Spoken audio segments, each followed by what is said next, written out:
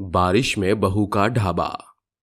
जिला बनारस में स्थापित प्रख्यात मंदिरों में प्रतिदिन अनेकों श्रद्धालुओं की भीड़भाड़ होती थी।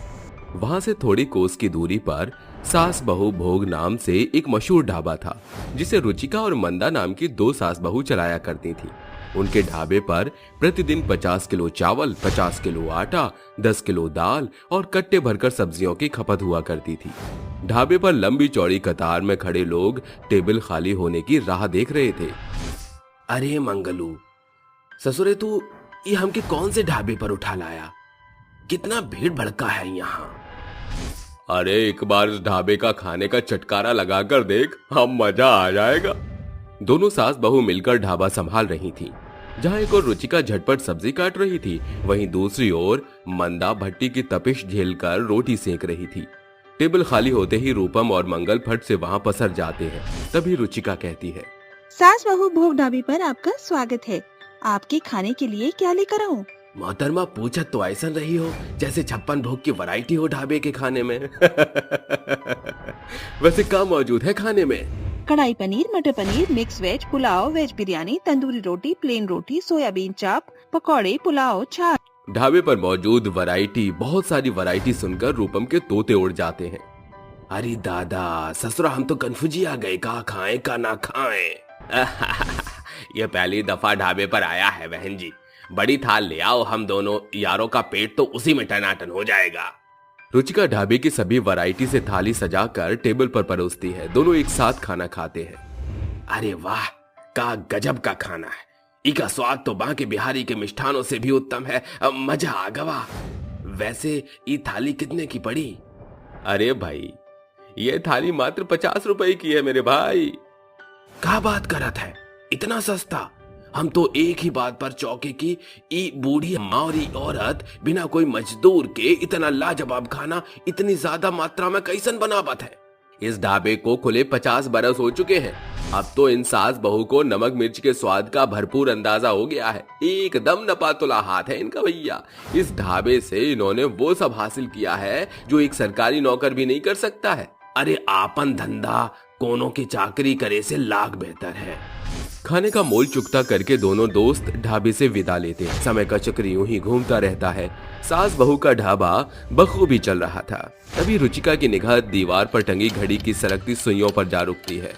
माँ जी, 10 बजने को है, ढाबा बंद करने का समय हो चुका है। दोनों सास बहू ढाबे का सामान समेटकर रास्ते में चलती हुई पुरानी स्मृतियों में खो जाती हैं। बहू, जब भी मेरी नजर ढाबे के बोर्ड पर पड़ती है, मेरा सीना फूले नहीं समाता। मुझे आज भी वो दुखद मंजर भली तरह याद है। रुचिका और संतोष का विवाह पारिवारिक रजामंदी से मुकम्मिल हुआ था। घर में सुख समृद्धि का कोई अभाव नहीं था। संतोष एक बड़े कारखाने में मुनीम का काम करता था। मालिक उसके काम से बेहद खुश था। वो उसे बढ़ चढ़कर पगार देता था। शाबाश संतोष, एक तेरे ही काम से तो मुझे संतोष मिलता है। ये ले तेरी महीने भर की पगार। उस रोज संतोष खुश मन से घर लौट कर आता है। क्या बात है मेरे लाल, आज तू बड़ा चहक रहा है। माँ, मेरे मालिक ने मेरी पगार बढ़ा दी। अजी, वो यूं ही थोड़ी आप पर मेहरबान है। वो भली भांति जानते हैं कि उनका कारखाना मुख्य तौर से आपके द्वारा चलता है। मैं तो कहती हूँ, आप अब अपने खुद के कपड़ों की मिल खोल लीजिए। ईश्वर की दया से इस घड़ी पैसे भी हैं और आपको अच्छा खासा तजुर्बा भी है। संतोष तमाम पैसे लगाकर कपड़ों की मिल खोल लेता है। सफलता उसके कदम चूमने लगती है। यह खबर फूलचंद के कानों में पड़ती है और वो बदले की भावना से रोष में आकर रात के अंधेरे में उसके कारखाने को आग में झोंक देता है। आधी रात संतोष की फोन की घंटी बजने पर वो खबर सुनकर हड़बड़ाहट में गाड़ी चलाकर आ रहा था कि बीच रास्ते में उसकी बुरे तौर पर दुर्घटना होती है। कुछ लोग उसे अस्पताल में दाखिल करते हैं। दोनों सास बहू कलेजे पर हाथ धरे अस्पताल में आती हैं। मैं संतोष जी की पत्नी हूँ। कहाँ है मेरे पति, कैसे हैं? देखिए, दुर्घटना में आपके पति के पैरों की जान चली गई है। ये बड़ा ही रेयर केस है। संतोष के पैरों की स्थिति बदलने की खातिर वो घर की तमाम जमा पूंजी झोंक देती है, मगर संतोष के पैरों की हालत टस से मस नहीं होती। संतोष जी के पैरों में हमने सब कुछ न्यौछावर कर दिया। अब कुछ भी नहीं बचा। खाने के भी लाले पड़ चुके हैं। हमको कुछ करना होगा। क्यों ना हम खाने का ढाबा खोलें? हमारे पास एक वक्त का खाना खरीदने के खातिर भी एक फूटी कौड़ी नहीं। ऐसे में हम ढाबा खोलने का कैसे सोच सकते हैं बहू? बरसात भी अपने। माँ जी, आपके दिए पुश्तैनी कंगन किस घड़ी काम आएंगे? इन्हें बेचकर हम माँ अन्नपूर्णा का नाम लेकर ढाबा खोलते हैं। मॉनसून का महीना अपनी चरम सीमा पर है। अकेले रहने वाले लोग ढाबे के खाने पर ही आश्रित होते हैं। वो हिम्मत बांधकर ढाबे की शुरुआत करती हैं। शुरुआती दिनों में उनके ढाबे पर इक्के दुक्के लोग खाना खाने आते थे। माँ जी देखिए, हर दिन के साथ हमारे ढाबे पर खाना खाने वालों की तादाद भारी मात्रा में जुटती जा रही है। सब तेरी बुद्धि का फल है बहू। अरे जरा 4 तंदूरी रोटी और 2 सब्जी देना। खाने में कुछ क्षणों की देरी है। आप बरसात में भीग चुके हैं। खाना तैयार होने तक इस दमदार कुल्हड़ की चाय की चुस्कियों का लुत्फ लीजिए। बरसात की मार से बचने के लिए सभी राहगीर उनके ढाबे पर आकर ठहर जाते हैं और खाने की खुशबू से इस कदर खींचे जाते हैं कि बिना खाए नहीं लौटते। इस तरह उनके ढाबे का बेहतरीन खाना बुलंदियां छूने लगता है। आज हमारा ढाबे की मशहूर उस वक्त की कठिन परिश्रम का फल ही तो है सासू माँ। तकरीबन कुछ दिनों के पश्चात मानसून का महीना एक बार फिर दस्तक देता है, जिसके चलते घनघोर बरसात शुरू होती है और ढाबे पर खड़ी सास बहू ग्राहकों के आने की राह तकते हुए कहती है, आधा दिन बीत चुका है मगर अब तक कोई भी जन खाने के लिए ढाबे पर नहीं आया। सासू माँ, हमारी बनारस में जो इस घड़ी बरसात से जो बाढ़ की अवस्था है, उसमें हर इंसान गरीबी बदहाली से जूझ रहा है। इसी के चलते कोई खाना खाने नहीं आ रहा। दोनों सास बहू काफी देर सोचने के बाद बोलती हैं, इतनी मेहनत के बाद हमने अपने ढाबे को इस ऊंचाई पर पहुंचाया है, क्यों ना हम ढाबे के खाने का नया फरमान जारी करें। बरसात के कहर को देखते हुए रुचिका ढाबे के खाने का आधा दाम करके नया चार्ट मोटे अक्षरों में लिखकर ढाबे के बाहर टांग देती है। एक बार फिर उनका ढाबा चल पड़ता है। अरे भाई, बरसात की मार ने तो हम गरीबों का बल तोड़ दिया है। ऐसे में इंसान क्या खाएगा, क्या बचाएगा? अरे अब तो सास बहू के ढाबे के खाने का दाम आधा हो चुका है और जब तक बरसात नहीं टलती ये दाम ऐसा ही रहेगा। सभी जन एक साथ बैठकर ढाबे के खाने का लुत्फ उठाते हैं। तभी एक भिखारन सास बहू के आगे हाथ फैलाती है। कुछ खाने को दे दे बाबा, बरसात के मारे हम भिखारियों को पूछने वाला कोई नहीं। सर्दी गर्मी में तो मंदिर के चौखट पर खाने को मिल जाता है, मगर बरसात के चलते ना कोई श्रद्धालु दर्शन को आते हैं, ना हम कुछ खाते हैं। ये लो, पेट भर कर खाओ, फिक्र मत करो, तुम्हारे खातिर इस ढाबे का खाना एकदम मुफ्त है। माँ अन्नपूर्णा की कृपा से उन्होंने इतना तो दिया है कि किसी गरीब का पेट भरने से हमारे ढाबे की घटती नहीं होगी। इस तरह सास बहू बरसात में अन्य ढाबे वालों की नाई खाने का दाम बढ़ने की जगह घटा देती हैं, जिसे खाने वालों की फौज उनके ढाबे पर न कभी कम होती है, न उनके ढाबे का फाटक बंद पड़ता है। साथ ही वो गरीबों को मुफ्त में खाना खिलाकर इंसानियत और दयालु स्वभाव को भी कायम करती हैं। गोलगप्पे वाली बहू। सुमन अपने पति सोहन के साथ और अपनी सास कांता के साथ रहती थी। वो सभी काफी खुशी से रहा करते थे। सोहन खुद एक बिजनेसमैन था। सोहन अपनी माँ और अपनी पत्नी सुमन को कभी भी कोई परेशानी नहीं झेलने देता और हर किसी की मदद किया करता था। सुमन सोहन को फोन करती है। हेलो सोहन, आज तुम घर जल्दी आ जाना। पर क्यों सुमन, आज कोई खास दिन है क्या? नहीं नहीं, बस मुझे आज तुम्हारी याद आ रही है, इसलिए मैं तुम्हें घर जल्दी आने को बोल रही हूँ। अच्छा ठीक है, मैं घर जल्दी आ जाऊंगा। थोड़ी देर बाद सोहन अपने घर जल्दी से आ जाता है। जैसे वो घर के अंदर घुसता है कि घर में पूरा अंधेरा ही अंधेरा दिखाई देता है। सोहन बोलता है, अरे घर में इतना अंधेरा क्यों हो रखा है? बिजली वालों ने लाइट काट दी है क्या?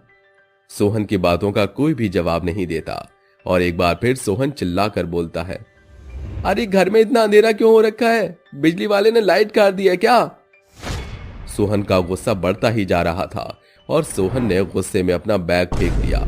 जैसे वो अपना बैग फेंकता है कि तभी वहां पर लाइट जल जाती है। जैसे ही लाइट जलती है वैसे ही सोहन के चेहरे पर एक चमक आ जाती है और वो अपने घर को देखकर बहुत ही खुश हो जाता है। उसके चेहरे पर हल्की सी मुस्कुराहट आती है और वो अपनी पत्नी से बोलता है, सुमन ये क्या, अरे सोहन जी, आप अपना बर्थडे कैसे भूल सकते हो? Happy birthday my darling. Suman का ये सरप्राइज उसे बहुत ही अच्छा लगता है और वो उसको गले से लगा लेता है। वहीं दूसरी तरफ उसकी माँ कांता एक बड़ा सा केक बनाकर लाती है और सोहन के सामने वो केक रख देती है, जिसके बाद सोहन केक को कट करके बर्थडे सेलिब्रेट कर लेता है। अगली सुबह सोहन एक बार फिर अपने ऑफिस जाता है और उसका मैनेजर उससे बोलता है, सर जी हमारी पार्टी के कुछ पेपर हैं, आप इन पर साइन कर दो। ठीक है, मैं अभी कर देता हूँ। इतना कहकर सोहन पेपर पर साइन कर देता है और शाम को अपने घर चला जाता है। अपने घर में शाम का खाना खाकर वो सो जाता है। अगले दिन जब वो अपने ऑफिस में आता है तब उसका मैनेजर सोहन को देख गार्ड से बोलता है, गार्ड गार्ड, ये भिखारी कौन आ गया है, निकालो इसे यहां से। तुम ये क्या बोल रहे हो? तुम मुझे भिखारी कैसे बोल सकते हो? तुम्हारी इतनी हिम्मत? मैं अभी निकाल रहा हूं ऑफिस से। तू मुझे क्या निकालेगा? मैं तुझे इधर से भगा रहा हूं। इसका मतलब तू जानता है क्या? तेरी औकात भी नहीं है मेरे सामने खड़े होने की। अरे तो मुझे ये बोल रहा है कि तू मुझे ऑफिस से निकालेगा? देख, तूने अपना सब कुछ अपने हाथों से साइन किया है, अपने पूरे होशो हवास में सब कुछ मेरे नाम किया है और अब ये सब मेरा है, इसलिए मैं तुझे यहाँ से निकाल रहा हूँ। या तो तुम तमीज से यहाँ से चले जाओ, वरना मैं तुम्हें धक्के मार कर निकलवा दूंगा। सोहन को यह सदमा बर्दाश्त नहीं होता और सोहन को दिल का दौरा पड़ जाता है और वो सड़क पर बेहोश हो जाता है। कुछ लोग उसको उठाकर हॉस्पिटल ले जाते हैं और हॉस्पिटल से उसकी पत्नी के पास सोहन के हार्ट अटैक आने की खबर पहुंच जाती है। ये सुनकर सुमन और कांता दोनों भागे भागे हॉस्पिटल में आते हैं। ये देखकर कि सोहन हॉस्पिटल के बेड पर बेहोशी की हालत में पड़ा हुआ है, सुमन को चक्कर आ जाता है और वो भी बेहोश हो जाती है।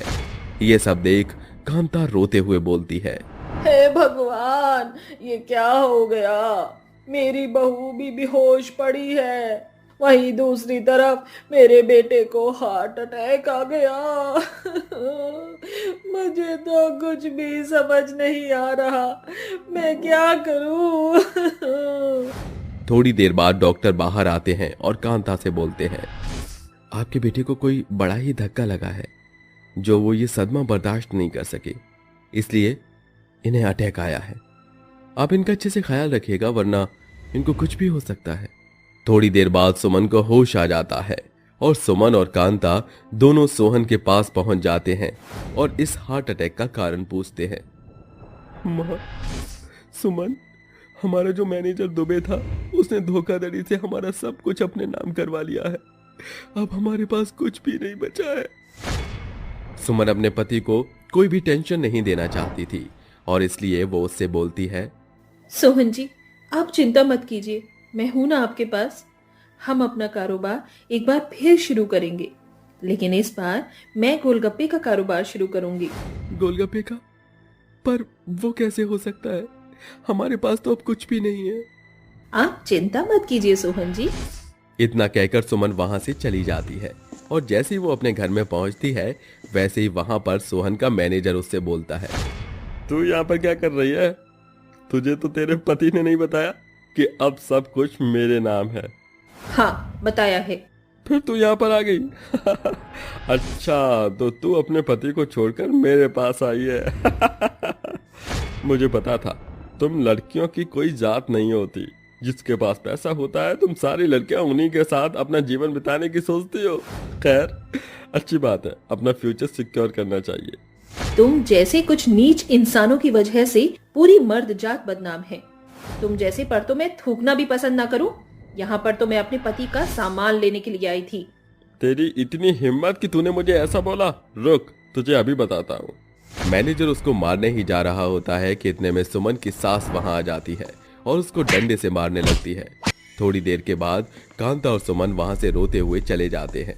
सुमन अपने साथ कांता से बोलती है, माँ, मैं अपना खुद का बिजनेस शुरू करना चाहती हूँ। तू चिंता मत कर, मैं हूँ तेरे साथ बेटा। थोड़ी देर बाद सुमन और कांता अपने कान के कुंडल, हाथ के कड़े निकालकर सुनार के पास बेच देती है। उसके बाद जो पैसे आते हैं उससे वो दोनों जंगल के पास झोपड़ी बनाते हैं और थोड़े पैसों से गोलगप्पे बनाने का सामान ले आते हैं। रात के समय दोनों गोलगप्पे बना लेते हैं और अगली सुबह गोलगप्पे को बेचने के लिए बाजार में चले जाते हैं। बढ़िया बढ़िया गोलगप्पे खाओगे, ऐसे गोलगप्पे कहीं भी नहीं खाए होंगे। ताजे ताजे गोलगप्पे खाओ, ताजे गोलगप्पे। सुमन की आवाज सुनकर और नया ठेला देख उसके पास काफी ग्राहक आने लगे और उसके टेस्टी गोलगप्पे खाकर एक लड़की ने कहा, अरे भाभी, आपके गोलगप्पे तो बहुत ही टेस्टी हैं। आप रोज यहीं पर ठेला लगाया करो, मैं आपके पास रोज आया करूंगी। उसकी ये बात सुनकर सुमन के चेहरे पर एक हल्की सी मुस्कान आती है और उसके जवाब पर सिर हिलाकर हाँ कर देती है। धीरे धीरे करके सुमन के ठेले के आगे लंबी लाइन लगने लगी और देखते ही देखते सुमन एक ठेले से बड़ा सा होटल खोल लेती है। धीरे धीरे करके एक बार फिर सुमन अमीर हो जाती है और अपने परिवार के साथ खुशी से रहने लगती है। चुड़ैलों की चाय टपरी। केदारनाथ के छोटे से इलाके में एक छोटी सी चाय की टपरी थी जिसमें 3 बहनें चाय बनाकर लोगों को बेचा करती थीं, जिनका नाम सुष्मिता, भानुमति और दृष्टि था। सुष्मिता और भानुमति दोनों दृष्टि की बड़ी बहनें थीं। वहीं दृष्टि सबसे छोटी और सबसे ज्यादा चंचल थी। पूरे इलाके में उन तीनों बहनों की चाय सबसे ज्यादा मशहूर थी, जिसकी वजह से वो अच्छा खासा कमा भी रही थी। जो भी केदारनाथ घूमने आया करता वो उन तीनों बहनों की चाय की टपरी में चाय पीने जरूर आता। एक दिन एक कपल शादी के बाद वहाँ घूमने जाते हैं। आपको पता है यहाँ की खास बात क्या है? यहाँ पर एक चाय की टपरी है जहाँ बहुत ही स्वादिष्ट चाय पीने को मिलती है। अनन्या, वो सब तो ठीक है, लेकिन ये चाय की टपरी क्या होता है? अरे बुद्धू, टपरी मतलब चाय की एक छोटी सी दुकान। चलो हम भी इन तीनों बहनों की चाय की दुकान पर चलते हैं। चिराग अपनी पत्नी अनन्या की बात मानकर उन तीनों बहनों की चाय की दुकान में रास्ता पूछते पूछते पहुंच जाता है। अरे यार, कितनी दूर है इन तीनों बहनों की चाय की दुकान। चलो कोई नहीं, आखिर हम पहुंचे तो सही। सुनिए, जरा हमारे लिए 2 कप गर्मा गर्म चाय बना दीजिए। बहुत दूर से हम आए हैं सिर्फ और सिर्फ आपकी चाय की दुकान से चाय पीने के लिए। अरे भानुमति, जरा साहब और मैडम के लिए चाय तो चढ़ाना। अभी चढ़ाती हूँ दी। भानुमति चाय का बर्तन रखकर उसमें चाय बनाने लगती है। देखते ही देखते वो एक लाजवाब जायकेदार खुशबू वाली चाय बना देती है, जिसकी खुशबू सूंघते ही वो दोनों बहुत खुश हो जाते हैं। तभी भानुमति चाय को कप में डालकर दृष्टि से कहती है, अरे छुटकी, तनिक इधर तो आओ। ये लो, चाय लेकर जाकर साहब और मैडम को दे दो। दृष्टि चाय के कप उठाती है और उन्हें ले जाते हुए कहती है, चाय गरम, चाय चाय गरम, चाय चाय गरम, चाय चाय वाला चाय। ये लो साहब, आपकी चाय। ये लो मैडम, ये आपकी चाय है। अरे तुम तो बहुत ही प्यारी हो। क्या नाम है तुम्हारा? मेरा नाम दृष्टि है। मैं 3री कक्षा में पढ़ती हूँ और अपनी दोनों बहनों की मदद करती हूँ। दृष्टि की बात सुनकर अनन्या को हंसी आ जाती है। तभी वहाँ सुष्मिता पहुँच जाती है। दृष्टि, मेहमानों को ऐसे परेशान मत करो, उन्हें आराम से चाय पीने दो। इतना कहकर सुष्मिता अपनी छोटी बहन दृष्टि को वहाँ से ले जाती है। लेकिन तभी अचानक से बारिश होने लगती है, जिसे देखकर सुष्मिता उन दोनों से कहती है, अरे अब तो बारिश होने लगी है और बारिश होने के बाद यहाँ के रास्ते बहुत ज्यादा खराब हो जाते हैं। अगर आप दोनों चाहो तो बारिश रुकने तक हमारी दुकान में रुक सकते हो। सुष्मिता की ये अच्छाई देखकर वो दोनों बहुत खुश होते हैं और बारिश रुकने का वहीं इंतजार करने लगते हैं। और बारिश रुकने तक वो सुष्मिता की दुकान की कई सारी चाय स्वाद स्वाद में पी जाते हैं। और बारिश रुकने के बाद वो दोनों वहां से खुशी खुशी चले जाते हैं। लेकिन जब सब कुछ ठीक चल रहा हो और कुछ गलत ना हो तो ऐसा हो ही नहीं सकता। वहीं कुछ ऐसा उन तीनों बहनों के साथ भी हुआ। उनकी ही दुकान के पास एक विमल नाम के आदमी का एक बहुत अच्छा रेस्टोरेंट था। लेकिन आप लोग तो जैसे जानते ही हो कि ऊंची दुकान के फीके पकवान। वो अपनी चाय में दूध कम पानी ज्यादा मिलाया करता था, जिसकी वजह से उसका चाय का रेस्टोरेंट चल नहीं पाता था। जो भी ग्राहक आता है वो सीधा इन तीनों बहनों की चाय की टपरी में घुस जाता है। अरे इस टूटी फूटी दुकान में उन्हें क्या स्वाद मिलता है जो मेरे इतने अच्छे रेस्टोरेंट में नहीं है। मुझे इसका कुछ तो उपाय निकालना ही होगा। एक रात वो तीनों बहनें काम खत्म करके अपनी चाय की दुकान में ही सो जाती हैं। इस बात का फायदा उठाकर विमल रात के समय उनकी चाय की दुकान के चारों तरफ पेट्रोल छिड़क कर आग लगा देता है, जिसके बाद वो तीनों बहनें आग में जलने लगती हैं। लेकिन सुष्मिता और भानुमति अपनी छोटी बहन दृष्टि को उस आग से किसी तरह बाहर निकाल देती है और उसकी जान बचा देती है। लेकिन वो दोनों अपनी जान बचा नहीं पाती और आग में जलकर मर जाती हैं। इस दुर्घटना के बाद दृष्टि यहाँ वहाँ दर दर की ठोकरें खाने लगती है। उसका कोई सहारा नहीं था। वो लोगों के घरों में जाकर भीख मांगकर अपना गुजारा करती और हर रात रोते हुए अपनी दोनों बहनों को याद करने लगती। सुष्मिता दीदी, भानु दीदी, आप दोनों मुझे छोड़कर क्यों चली गई? आप दोनों के अलावा मेरा इस दुनिया में कोई नहीं था। अब मैं आप दोनों के बिना कैसे जीऊंगी? दृष्टि रो ही रही होती है, इतने में वहाँ सुष्मिता और भानुमति की चुड़ैल उसके सामने प्रकट होती हैं, जो उससे कहती हैं, दृष्टि, रोना बंद करो। हम कहीं नहीं गए हैं, हम तुम्हारे पास ही हैं और हमेशा तुम्हारे साथ ही रहेंगे। छुटकी, तुझे छोड़कर भला हम कहीं जा सकते हैं क्या? हम तेरे लिए वापस लौट कर आए हैं। चल आजा, हमें गले से लगा ले। दृष्टि खुशी से अपनी दोनों बहनों की चुड़ैलों को गले से लगा लेती है। वहीं अगले दिन सुबह जैसे ही होती है, दृष्टि और भानुमति दोनों इंसानी रूप में बदलकर अपनी चाय की टपरी पर दोबारा से खड़ी रहती हैं और चाय बनाने का काम शुरू कर देती हैं। चाहे कुछ भी हो जाए, हम लोग अपनी चाय बनाने का काम कभी नहीं छोड़ेंगे। वो तीनों बहनें दोबारा से चाय का काम शुरू कर देती हैं और पहले की ही तरह उन तीनों बहनों की दुकान पर बहुत भीड़ लगने लगती है। ये सब विमल देख लेता है, जिसके बाद वो खुद से ही कहता है, अरे बाप रे बाप, उस रात मैंने इन तीनों को जलाकर मार दिया था, फिर ये तीनों जिंदा कैसे हो सकती हैं? मुझे तो लगता है ये तीनों चुड़ैल बन गई हैं और उसके बाद भी यहाँ चाय बेचने का काम कर रही हैं। मुझे ये बात सभी लोगों को बतानी होगी। विमल आसपास के सभी लोगों को इकट्ठा करता है और उन्हें इन तीनों के बारे में भड़काता है, जिसके बाद सभी लोग मिलकर विमल के साथ सुष्मिता की चाय की दुकान पर पहुंच जाते हैं और उससे कहते हैं, अरे चुड़ैल की बच्ची, तू हमारे यहाँ क्या कर रही है? अगर तू मर चुकी है तो तू चाय कैसे बना रही है? हे भगवान, बाप रे बाप, इन चुड़ैलों की हिम्मत तो देखो, हमारे ही इलाके में चाय बेच रही हैं। इन्हें यहाँ से बाहर निकालो।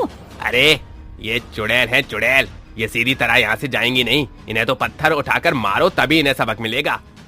गांव के सभी लोग मिलकर उन तीनों को पत्थर उठाकर मारने लगते हैं। सुष्मिता और भानु को पत्थर लगने के बाद कोई असर नहीं पड़ता, लेकिन दृष्टि के जैसे ही पत्थर लगता है, उसके माथे से खून निकलने लगता है, जिसे देखकर भानुमति और सुष्मिता बहुत गुस्से में आ जाती हैं और उसी वक्त वे अपने असली रूप में आ जाती हैं। तुम लोग ये क्या कर रहे हो? क्या कसूर है हमारा जो तुम हमारे ऊपर इतना अत्याचार कर रहे? अरे चुड़ैल की बच्ची, तेरा कसूर ये है कि तू चुड़ैल होकर भी चाय बेच रही है। तुम्हारा भांडा तो फूटना ही था ना। तभी सुष्मिता को विमल की बात कुछ अटपटी सी लगती है, जिसके बाद वो गुस्से से विमल से कहती है, तुझे कैसे पता कि हम मर चुके हैं और मरने के बाद भी चाय का काम कर रहे हैं? विमल ने एक बार भी नहीं सोचा और अचानक से कह देता है, अरे मैंने ही तो तुम दोनों को पेट्रोल छिड़क कर आग लगाकर जलाया था, तो क्या मुझे नहीं पता होगा कि तुम तीनों मर चुकी हो और चुड़ैल बन चुकी हो? विमल की बात सुनते ही सभी लोग विमल को घूर घूर कर देखने लगते हैं, जिसके बाद भानुमति और सुष्मिता विमल की गर्दन को गुस्से से पकड़ लेती हैं और उससे कहती हैं, हमें तो पता भी नहीं था कि हमारी मौत किस वजह से हुई है, लेकिन ये बताकर तूने अच्छा ही किया। अब तुझे भी सजा मिलनी चाहिए। दीदी, इसे मत छोड़ना, इसके जैसे मुजरिमों को तो बुरी से बुरी सजा मिलनी चाहिए। सुष्मिता और भानुमति उन दोनों को पटक पटक कर मारने लगती हैं कि तभी वहां चिराग और अनन्या पहुंच जाती हैं और उन्हें ये सब करने से रोकती हैं। रुक जाओ, अरे रुक जाओ, ऐसा मत करो, तुम दोनों ये क्या कर रही हो? तुम बहुत अच्छी दिल की हो, तुम्हें ये सब करते हुए शोभा नहीं देता। लेकिन इसने हमारी हंसती खेलती जिंदगी बर्बाद कर दी, इसे हम कैसे छोड़ें? अरे इसको कानून सजा देगा, इसे छोड़ दो और तुम दोनों यहाँ से मुक्त हो जाओ। हम अपनी छोटी बहन दृष्टि के लिए यहाँ रुके हुए हैं, उसका हमारे अलावा इस दुनिया में कोई नहीं है।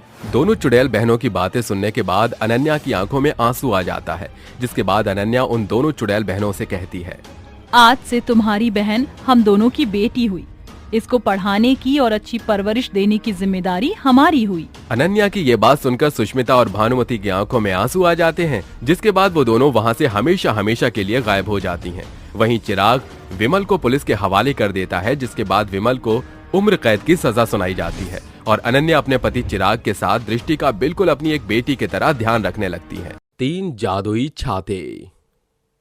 आज मांडवा गांव का मंजर देखने लायक था। पूरा आसमान काले घने बादलों से छाया हुआ था। बिजली जोरों शोरों के साथ चमक रही थी। घर का चूल्हा उदास पड़ा हुआ था। तभी 5 साल का भोला चीनू कहता है, माँ, इतनी देर हो गई, पिताजी अभी तक खाना नहीं लेकर आए। माँ की आंखों में भरी बेबसी की झलक को 12 वर्षीय सितारा एकदम साफ तौर पर भांप पा रही थी।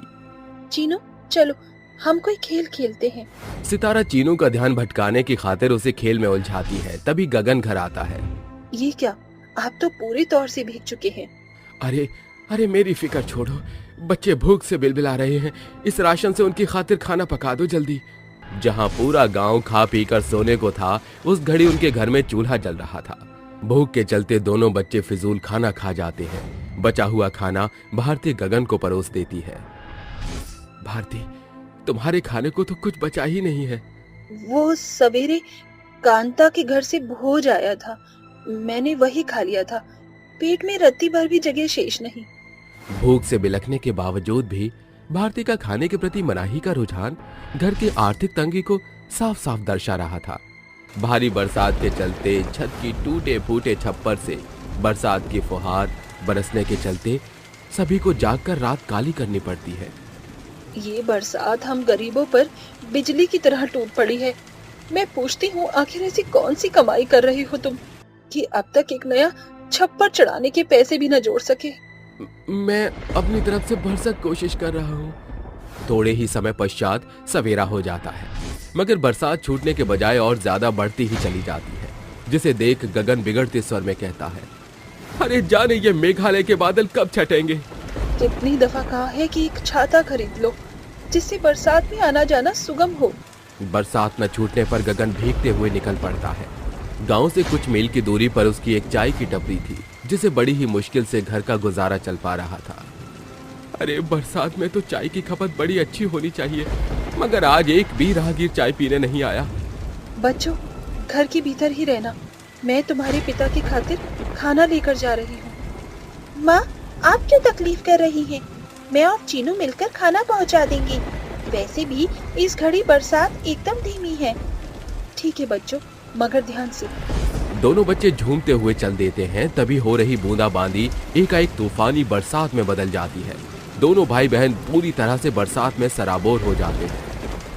दीदी, दीदी मुझे ठंड लग रही है। अगर हमारे पास छाता होता तो हम भीगते नहीं। दोनों एक घने पेड़ के नीचे छिप जाते हैं, जहाँ एक आदमी उनके बगल में खड़ा होता है। अंकल, आपके पास तो छाता है, फिर आप इस पेड़ के नीचे क्यों खड़े हैं? मगर मैं भूखा हूँ। अगर तुम मुझे अपना ये खाना दोगी तो बदले में तुम्हें ये छाता मैं दे सकता हूँ। छाते के लोभ में सितारा उसे खाना दे देती है और आदमी उसे छाता देता है। दोनों जैसे ही छाता खोलते हैं, वो एक छाता 3 छाते में बदल जाता है, जिसे देख वो काफी अचंभित होते हैं। अरे, ये एक छाता 3 छाते में कैसे बदल गया? जैसे वो पीछे मुड़ती है तो वहाँ उनके सिवा दूर दूर तक और कोई नहीं होता। तभी वो तीनों छाते चमचमाने लगते हैं, जिनमें से एक छाता सोने का, दूसरा छाता पैसे का और तीसरा छाता इंद्रधनुष के रंग का हो जाता है। लगता है ये तीनों तो जादुई छाते हैं। चलो चीनू, इन छाते को लेकर घर चलते हैं। आज तो माँ बहुत खुश होगी। सितारा साधारण छाते के नीचे आकर दोनों छाते को थामकर चल पड़ते हैं, जहाँ उनकी निगाहें गोल घेरे में छिपे अंधेड़ उम्र के इंसान पर पड़ती है। काका, आप हमारी छाती में आ जाइए। मगर बच्चों, तुम्हारा छाता काफी छोटा है, इसमें 3 जन कैसे समाएंगे? वो बूढ़ा आदमी जैसे ही छाते के भीतर घुसता है, छाते का आकार एकदम बड़ा हो जाता है। उसमें से अनगिनत छाते की बरसात होती है। अरे ये छाता है कि गोवर्धन पर्वत? अरे ये अचानक इतना विशाल कैसे हो गया? क्योंकि ये जादुई छाता है। ये छाता आप रख लीजिए, इसे आप भीगने से बच पाएंगे।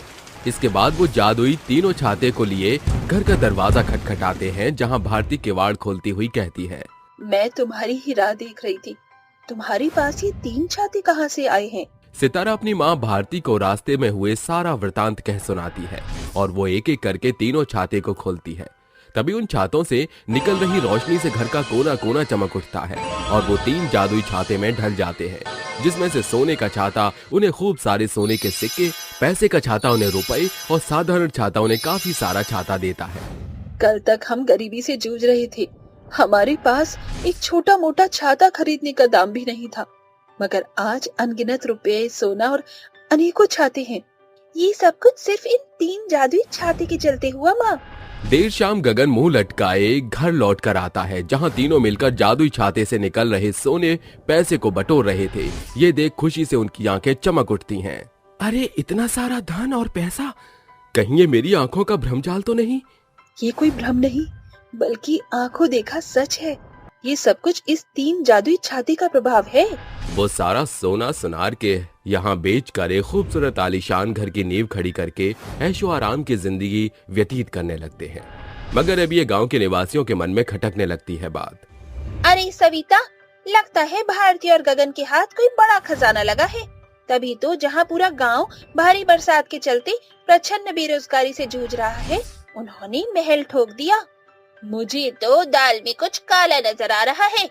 अरे जो इंसान सालों में भी एक छाते का मोल न जुटा पाया, उसके पास एकाएक इतना रुतबा, मुझे तो ये बात नहीं पच रही। वो दोनों औरतें उनके घर आकर कहती हैं, क्या बात है, तुम दोनों के तो ठाठ ही बदल गए। जिनका जादुई चिराग हाथ पड़ गया है क्या? तुम हमारे घर की खुशियों में शरीक होने आई हो या फिर हमारी अमीरी का राज टटोलने? फिर भी हम तुम्हें खाली हाथ नहीं लौटाएंगे। वो तीनों जादुई छाते को खोलकर कहती हैं। ए मेरे तीनों जादुई छाता, जल्दी से अपना जादू तो दिखाना। तीनों छाते जादुई अवतार में आकर खूब सारा सोना और पैसे की बौछार करते हैं। ये देख दोनों का मुंह हैरानी से खुला रह जाता है। अरे तुम्हें जितने धन और रुपयों पैसों की आवश्यकता है, इस ढेरी में से उठा लो। वो झटपट से सारा पैसा सोना उठाकर पूरे गांव में जादुई छाते का डंका पीट देती हैं, जिसके बाद पूरा गांव उठकर उनसे मदद मांगता है। गगन और भारती बिना नाक भौं सिकोड़े जादुई छाते से पूरे गांव की मदद करते हैं। हमारे पास तो रहने के लिए ये आलीशान छत है, मगर जो गरीब मसलूब मंदिर की सीढ़ियों पर बैठे जीवन काटते हैं, वो इस घनघोर बरसात में जाने उनका क्या हो रहा होगा। हमें इन जादुई छाते से उनकी सहायता करनी होगी। वो तीनों जादुई छाते को लेकर मंदिर पहुंचते हैं, जहां बैठे सभी भिखारी बरसात में भीग रहे थे। आप सबके पास रहने को कोई जगह नहीं है क्या? अरे मैम साहब, एक इंसान की 3 जरूरत है, रोटी, कपड़ा और मकान। हमारे पास तो कुछ भी नहीं। हम कोई शौक से इस भारी बरसात में यहाँ डेरा जमाए नहीं बैठे मैम साहब। अगर ये गरीबी जड़ से मिट जाए तो? अरे साहब, क्यों हमारी गरीबी की खिल्ली उड़ा रहे हो? जो होगा ही नहीं उसकी आस क्या लगाना।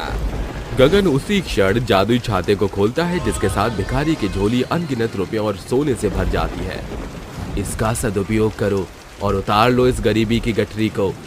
इस प्रकार वो हमेशा तीनों जादुई छातों से सैकड़ों गरीबों की जीवनी बदलते हैं और हंसी खुशी रहा करते हैं। डब्बे वाली सास बहू।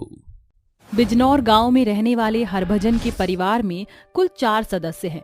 हरभजन, उसकी पत्नी केसरी, बेटा प्रीतम और बहू मंदिरा। वो दोनों बाप बेटे खेती के काम में काफी निपुण थे। अरे मंदिरा बहू, बना कि नहीं कुछ? बस बाबूजी लाई। बहू अगर देरी हो तो जो रूखा सूखा है वही ले आ। अरे रे, अब का बेचारी बहुरिया चुल्हनी पर सवार हो जाए। कौन रेल छूटत है का? ठहर जाओ। अरे भगवान, तुम लुगाई हो कि कसाई? जब देखो हमारे चांद पर मचान गाड़ी की होड़ लगाई रहती हो। आज 2 खेतों में सब्जियां बोना है। मंदिरा तेज गति से दोनों के आगे खाने की थाली परोसती है और दोनों तुरंत खाना सफाचट करके लंबी डकार मारते हुए कहते हैं, वाह बहू, क्या गजब का दमदार खाना बनाया था। पेट भर गया पर मन नहीं भरा। हाँ मंदिरा, वाकई तुमने खाना काफी बेहतरीन बनाया था। आखिर बहू कौने की है? केसरी देवी की। तो नप तुला हाथ तो होइए ही। केसरी बहू के हाथ के खाने की बखान कर रही होती है। तभी गांव का मुखिया दरवाजे पर दस्तक देते हुए बोलता है, अरे जब स्वादिष्ट खाना बनाने में सास 10 नंबरी है तो बहू नंबरी तो होगी ही केसरी। अरे मुखिया जी, आप इतने भोर सवेर हम गरीबन की कुटिया में कोनो काम रहे का? एकदम खास मकसद से आया हूँ। कल मेरी बेटी लाजवंती की मंगनी है, जिसका पहला निमंत्रण तुम्हें देने आया हूँ। दरअसल कल तुम्हें हलवाई की जगह सारा खाना बनाना होगा, क्योंकि हलवाई से ज्यादा भरोसा मुझे तुम्हारे खाने पर है और हलवाई का श्रम मैं तुम्हें दूंगा। जी हुजूर, निश्चिंत रहिए। हम सास बहू ऐसन खाना बनाएब कि सबन जन उंगलियां चाटत रह जाइए। हरभजन और प्रीतम, तुम्हारा ध्यान रखते हुए मैंने मंडी से सब्जियां नहीं मंगाई हैं, क्योंकि मुझे तुम्हारे खेत की ताजी तरकारी कल के भोज के लिए चाहिए। जी सरकार, आज सब्जियां तोड़कर उन्हें कल तड़के भोरी हवेली पर पहुंचा देंगे। अगले सवेरे सास बहू घर का कामकाज निपटाकर हवेली के बावर्ची खाने में पहुंचती हैं। सासू माँ, ये चारों ओर राशन पानी का झमेला देखकर मुझे तो समझ ही नहीं आ रहा कहाँ से शुरू करें। बहू घबरा नहीं, तू बारीक मसाला तैयार कर, पहले कढ़ाई पनीर बनाकर निपटावत हैं। दोनों सास बहू साड़ी का पल्लू कमर में कसकर खुश मिजाज झटपट खाना तैयार करती हैं। ये देखकर मुखिया हैरानी से कहता है, इतने कम में तो सालों के तजुर्बे से भरे आधे दर्जन हलवाई भी दावत का भोज तैयार नहीं कर पाते जितना कि तुम सास बहू ने किया। ये लो तुम्हारा मेहनताना। मुखिया काका, पहले खाना चक्कर तो देख लीजिए। इसकी कोई जरूरत नहीं। खाने की लजीज महक और रंगत साफ शब्दों में बयां कर रही है कि खाना कितना स्वादिष्ट है। जश्न में सास बहू के खाने की खूब तारीफ होती है, जिसके बाद दोनों घर लौट आती हैं। एक सवेरे हरभजन और केसरी के बीच मुठभेड़ छिड़ जाती है। अरे क्यों छोटी सी बात का बखेड़ा खड़ा कर रही हो? आरी दादा, ई कतो के छोटा बात जान पड़त है। जीवन भर हम गरीब और अमीर के बीच में ही फसल रह जाएं। जाने कौन दिन ई 1.5 फुटिया गुमटी से चतनुमा मकान हुई। माँ जी, वैसे ये आपका आपसी मामला है, लेकिन अगर आप बुरा न माने तो कुछ कहूँ। हाँ बहुरिया, एकदम बेझिझक होकर कह डाल। माँ जी, अन्नपूर्णा देवी की दया से हम सास बहू के हाथ में बेहतर खाना बनाने का हुनर सवार है। फिर घर का चूल्हा चौका खत्म करने के बाद सारा दिन खाली हूँ। क्यों ना हम घर बैठे खाने का डब्बा बनाए, इससे 4 पैसे आएंगे तो हम घर के मर्दों का हाथ बटा पाएंगे। ई तो एकदम नीक तरकीब है। और डब्बे की सब्जी खरीदने के पैसे तो सूखे सूखे बच जाएंगे। दोनों सास बहू सब्जियों के बागान से सब्जियां तोड़ लाकर बाजार से कुछ डिब्बे खरीदकर चाव से बनाया खाना सजाकर कहती हैं, ईश्वर का नाम लेकर शुरुआत करते हैं। दोनों सास बहू खाने के डिब्बे लेकर बुलंद आवाज से कहती हैं, चखो सास बहू की मजेदार स्वादिष्ट डिब्बे, एक बार खाओगे बार बार आओगे। अरे बहुरिया, हमरा ही खाने के डब्बे की तरकीब जम तो जाई, कहीं हमारे लगाए हुए पैसे डुबो ना दे। अब अहीं तक एक भी खाने का डिब्बा ना ही बिका। माँ जी, वो इसलिए क्योंकि गांव में संयुक्त परिवार निवास करते हैं जो भोजन खुद पकाते हैं। हमें अपने खाने के डिब्बों को लेकर वहां जाना होगा जहां मजदूर से भरा कारखाना बसा हो। दोनों सर पर खाने के डिब्बों से भरी टोकरी लेकर एक बड़े कारखाने में घुसकर कहती हैं, यहाँ हमारा काम बन जाएगा। दोनों को देख कारखाने का मालिक महिपाल कहता है, अरे किसकी इजाजत से अंदर घुसी आ रही हो? साहिब, वो दोपहर के भोजन के समय जानकर हम बिन इजाजत अंदर चली आईं। जी, हम सास बहू खाने के डिब्बे बनाती हैं। नहीं चाहिए ये बेस्वाद खाने के डिब्बे। साहिब, एक डब्बा चख कर देख लो, खाना ना भाए तो भले 1 पैसा ना देना। महिपाल जैसे ही खाने का डिब्बा खोलता है, उसमें से आ रही तेज खुशबू से मंत्रमुग्ध होकर खाने का निवाला चख कर वाहवाही करता है। भाई वाह, तुम सास बहू के हाथों में तो जादू है। इतना लाजवाब खाना, मजा आ गया भाई। तुम्हारे हाथों में साक्षात अन्नपूर्णा का वास है। कल से हर रोज मेरे कारखाने की खातिर 50 डिब्बे ले आना और हाथों हाथ कीमत ले जाना। जी, आपका शुक्रिया। महिपाल बाकी के डिब्बे की कीमत अदा करके सभी वर्कर को खाना देता है। उन कीमत से सास बहू एक पुराना ठेला खरीद कर खाने के डिब्बे तैयार करके उन्हें हर दिन बेचने निकलती हैं। आ जाओ काका चाचा और ले जाओ सास बहू के लाजवाब स्वाद से भरे खाने के डिब्बे। अरे वो खाने वाली, कैसे बेच रही हो एक डिब्बा? जी, 50 रुपए में एक भरा पूरा डिब्बा। इसमें 2 तरह की सब्जी, 4 रोटी और चावल शामिल हैं। 50 रुपए में इतना कुछ? तुमने तो 10 बरस पीछे की याद दिला दी। बबुआ, तू ई गांव में नया आए हो का? जी काकी, मेरे 4 दोस्त भी मेरे संग हैं। अगर आपके डिब्बे का खाना शानदार निकला तो कल से 5 डिब्बे खरीदूंगा। धीरे धीरे सास बहू के शानदार खाने के डिब्बों की खपत तेजी से बढ़ती चली जाती है, जिससे उन्हें काफी ज्यादा आमदनी होने लगती है। माँ जी, खाने के डिब्बों से इतने कम वक्त में हमने इतने पैसे जोड़े हैं, क्यों ना अब हम एक ढाबा खोलें? उससे हमें 2 फायदे होंगे। राहगीर वहाँ तसल्ली से बैठकर खाएंगे और हमें दिन भर धूप की मार नहीं झेलनी पड़ेगी। रही बात डिब्बे पहुँचाने की, तो उस खातिर हम एक नौकर रख लेंगे। दोनों सास बहू ढाबा खोलकर उसे चलाने लगती हैं। उनके खाने की अच्छी गुणवत्ता और सस्ते दर के चलते लोगों की भीड़ बढ़ती जा रही थी। जो भी उनके हाथ का स्वाद चखता वो कहता, वाह, क्या गजब का स्वाद भरा है तुम सास बहू के खाने में, मजा आ गया। एक डिब्बा घर के खातिर भी भर दो। जी क्यों नहीं। ढाबे पर आने वाले लोग ना सास बहू के दमदार खाने को वहाँ बैठकर खाते, बल्कि खाने के डिब्बे घर भी ले जाया करते, जिससे उनकी दुगनी कमाई होने लगी थी। माँ जी, अब हर दिन हमारी दुकान पर सैकड़ों लोग की भरमार लग रही है। ऐसे में कारखाने और मिलों में खाने के डिब्बे पहुँचाने का काम शायद रोकना पड़ेगा। अरे बहू ही का बोला तो वो दिन भूल गई। हम सास बहू आज उन खाने के डिब्बे से मशहूर होकर ही इस मुकाम तक पहुँचे हैं। दोनों सास बहू सोच में पड़ जाती हैं। तभी एक युवक वहाँ आकर कहता है, जी मेरा नाम भोला है, अगर आपके यहाँ मेरे लायक कोई काम हो तो बता दीजिए। काम तो है, तुम्हें हम सास बहू के हाथों बनाते खाने के डिब्बों को इन पते पर पहुँचाना होगा। हो जाएगा दीदी। चलो, डब्बे का मसला भी सुलझ गया। डिब्बे और ढाबे से उन्हें हर दिन ताबड़तोड़ कमाई होती है, जिससे वो एक शानदार घर बनाती हैं और काफी रईस हो जाती हैं। साथ ही और भी कई नौकर चाकर उनके डिब्बे के काम में शामिल होते हैं। बहू, हम के आपन दुकान के नाम सास बहू के डिब्बे रखे के चाहिए, काहे कि ऊके चलते ही हम आज औरत होकर भी इतना कुछ हासिल कर चुके हैं। सब हमारे हाथों का हुनर का कमाल है सासू माँ। सास बहू के बेहतरीन खाने के डिब्बे उन्हें न सिर्फ तरक्की की सीढ़ियां चढ़ाता है, बल्कि गांव-गांव में मशहूर करता है।